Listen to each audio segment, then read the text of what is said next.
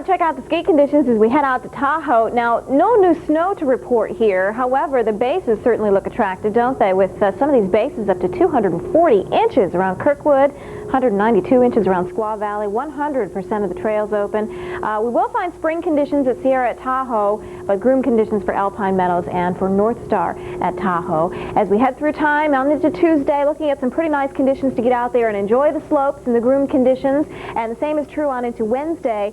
Heading on into Thursday and Friday, another system moving on in may bring some more precipitation on in. At first, snow levels will probably be quite low, and we may see them get a little bit higher. But generally, looking at dry conditions and still some pretty good bases to work with. We've got more skiing conditions out west to show you. Here's some ski conditions near you.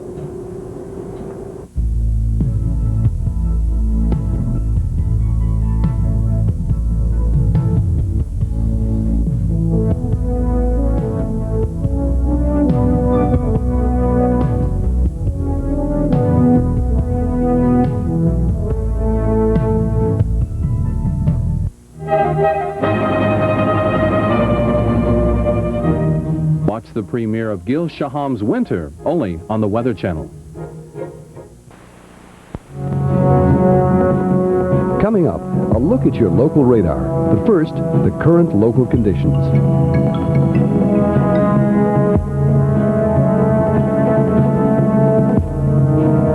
The regional forecast.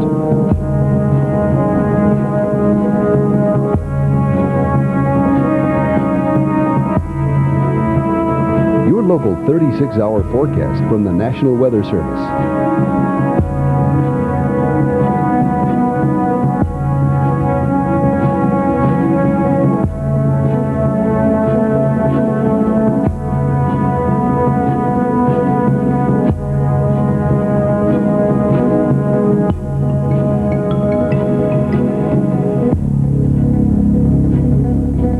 Local radar showing any precipitation in your area.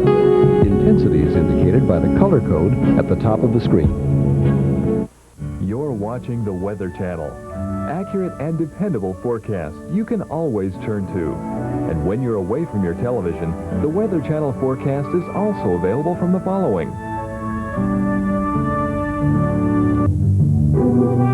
IAMS understands that the simple act of petting a dog can make people healthier and happier. It's even been suggested that people who own dogs lead longer, fuller lives. Now, knowing what dogs do for you, wouldn't it be nice to do the same for them? You can, by feeding your dog IAMS every day. It's more nutritious because its quality ingredients are more digestible. IAMS dog food, good for life, from the IAMS Company. Well, the talk of the town, at least if you live in the east, probably was the cold weather today. That really has been a very drastic shift in our weather pattern from what we've seen thus far this winter.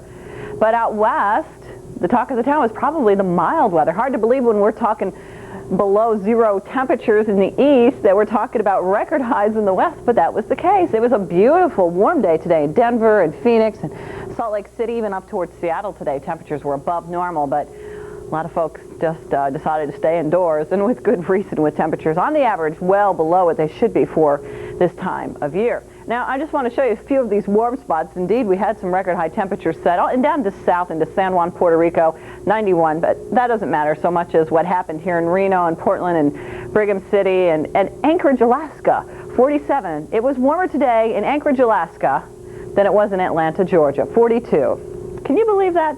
Look at the single digits and the teens that we saw, and these were the high temperatures. These were the best we could do as far as temperatures were concerned. And then 70s and 84 today in Burbank, and 58 in Denver, and 57 in Seattle. Very, very nice in the eastern United States. So what's the deal with all this cold air? Well, we've got ourselves a huge area of Canadian high pressure that has allowed all that cold air to move on down into the south, and that's what's made it so chilly today, and also helped to generate some of the lake effect snow that we continue to watch this evening. Not only is it cold, the winds have also been a big factor. Now, let's show you some of those temperatures on up into Canada, and I mentioned that it was in the 40s around Anchorage. Well, look at this, 30s and 40s right now into Alaska, still very, very mild, but here in the interior areas of Canada, temperatures are down below zero by 20, 30 degrees or so, and some of that bitterly cold air has settled on into parts of the Northeast and New England. Temperatures here below zero, even down into the 20s here in northern Alabama and northern Georgia, and even Florida feeling a little bit of the chill. Current readings shaping up like this. Let's pick on the below zero areas like International Falls or Pittsburgh or Burlington, Vermont, where it's -5. And then you add in some very windy conditions. Winds on the average anywhere between 20 to 30 miles per hour, making the wind chills feel like -41 in Buffalo, -32 in Pittsburgh. Anytime wind chills get down below -30, this is a situation that you do not want to spend any time outdoors because frostbite can occur very quickly in that kind of scenario. Even down into Atlanta, Georgia, the winds are pretty much a factor, and 1 is what it feels like outside right now. So even parts of the deep south feeling the effects of this. And tomorrow, well, it's going to be another bitterly cold day with wind chills again down below zero in many areas. We've got more snow in the forecast and some rain in the west to show you as well. Cold and snow will continue across the northern tier states. It's the aftermath of a winter storm that rolled through the area. We'll tell you how long the bad weather will last in the 5-day forecast. Used to be just one way to get through an icy winter. Walk like a penguin. But now there's a better way. Safe Step Ice Melter, so you don't have to. Walk like a penguin. Safe Step won't harm grass, won't stain carpets, and works even below zero. Safe Step Ice Melter, tough on ice, gentle on everything else. Pick some up today, or else you might. Walk like a penguin. Look for Safe Step Ice Melter at a store or janitorial supply distributor near you.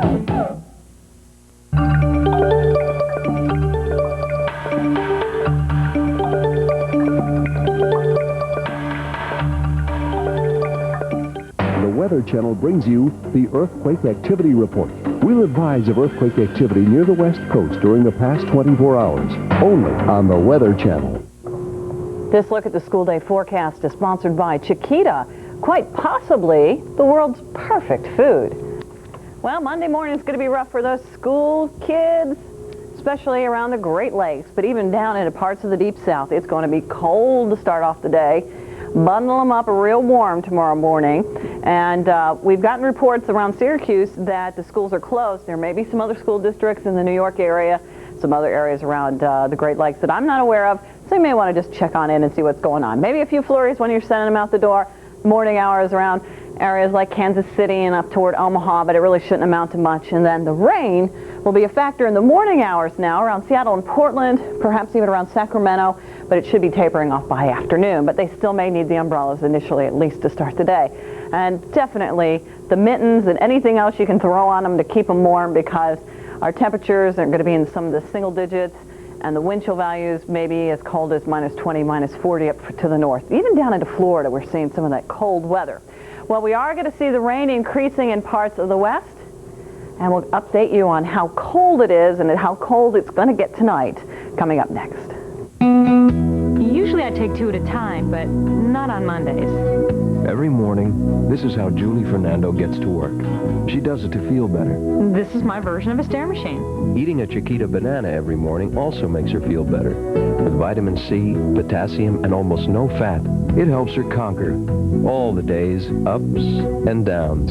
And who says you can't climb your way to the top in a day? Chiquita Bananas, quite possibly the world's perfect food.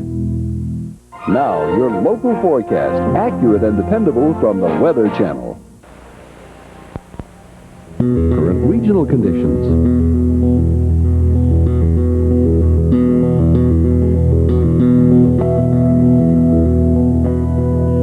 Special regional information.